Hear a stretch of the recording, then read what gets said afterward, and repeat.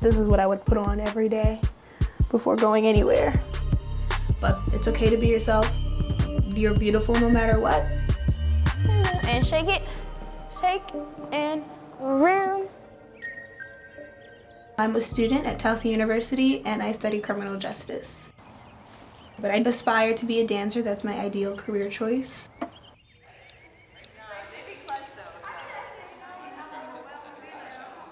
I've been dancing since I was basically 3 or 4 years old. I'm 21 now, so over 18 years I've been dancing. Long time. MARIAH has vitiligo, a condition where pale white patches appear on the skin caused by a loss of the pigment melanin. I first noticed my vitiligo when I was about 13. And it was just a really small spot like on my hand. And then like it kind of gradually spread to like spots on my nose and like around my eyes. And that's when I like first noticed it. And then we went to the doctors, me and my mom, and they told us what it was. This is when I was in the 8th grade. I had actually just developed vitiligo. You can see it like kind of starting on my hands. Before, like, they don't look a thing like that now. This is the most color I had on my arms and my hands in forever. And this is actually when I just started wearing makeup. And it was the bare minimum of makeup. Like here, here, here, and here are the only places the vitiligo actually was. I don't think there's any makeup on my forehead. It wasn't a super concern until it took up about 90% of my face. I was already shy. I think it just made me more self-conscious and it made me more overly aware of my appearance. That was another big reason why I wore the makeup, because I didn't want to be known as the girl with the skin condition.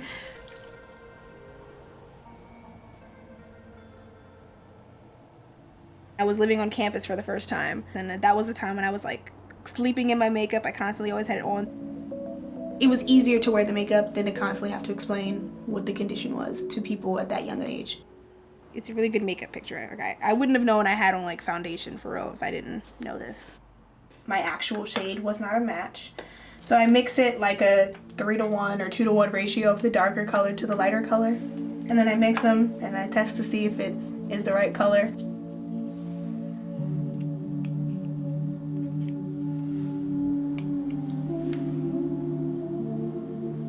Having my vitiligo wasn't a secret because it was on my hands and my arms as well.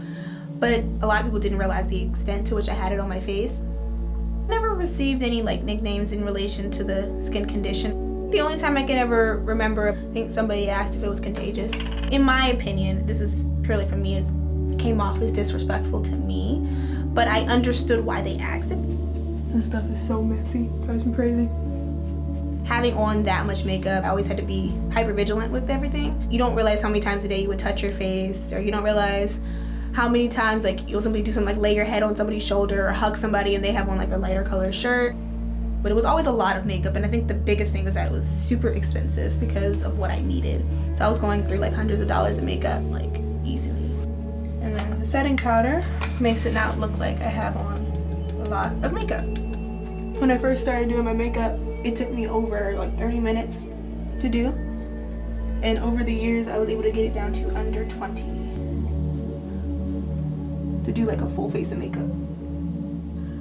But that's actually it. I forgot how quickly I was able to do this. This is what I would put on every day before going anywhere. I do not wear makeup anymore to cover my condition. In about a month or two, it'll be about a year since I've stopped wearing it officially. Very hard to get off, because I basically just stopped wearing it cold turkey, in my opinion. Like, I mean, I wore it less and less, and then I finally just stopped wearing it altogether, and then I haven't really touched it since. I don't cover it up because at the end of the day, I really can't do much about it to change it. So, you know, I have to live with it, so I guess everybody else does too.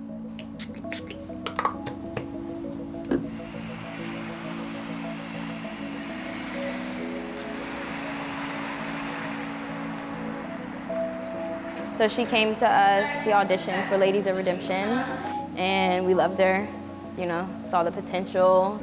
6, 7. She had on her makeup and everything. We had no idea. I thought that it was going to be a big deal and because I don't know what I really thought was gonna happen. Because when I joined the group, I was still wearing my makeup, but I know I didn't expect people to react to it in such a positive way. Like, we talked about it and told her, you know, you're beautiful without it. Like, you don't even need the makeup on, like, you're fine. And then one day she just walked into rehearsal with nothing on, and she looked stunning. And from then on, I felt like she just stopped wearing the makeup, and I like that. She just stopped. She's confident. It takes confidence to do that. They all still saw that confidence in me that I didn't see, so I definitely appreciated that. They don't come up and then go down, they go right down. In the dance industry, it's very judgmental, not only by dance talent, but by looks as well. And I think that she's an example and an inspiration for a lot of people with conditions, men and women alike. Hip hop is my favorite style of dance because, like, ultimately I would love to be a backup dancer for like artists and go on tour with like some of the hottest mainstream artists and everything. Her dancing is fierce. Every time she drops into her split, I can feel it in my groin. How I feel about my condition now versus when I was younger is that it helped me grow as a person and helped me become stronger as a person and give me more self-confidence. What helped me realize the beauty in my skin condition was that just taking the time to look at it and its uniqueness with an open mind rather than looking at it like, this is a skin condition, I don't want to see this. And tell myself every day like, I was beautiful. And plus, it didn't hurt that people told me as well. When people started to see me on social media, it made it easier for the transition.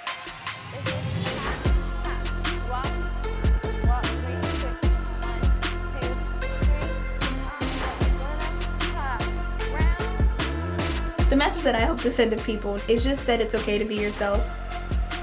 It's being comfortable in your own skin.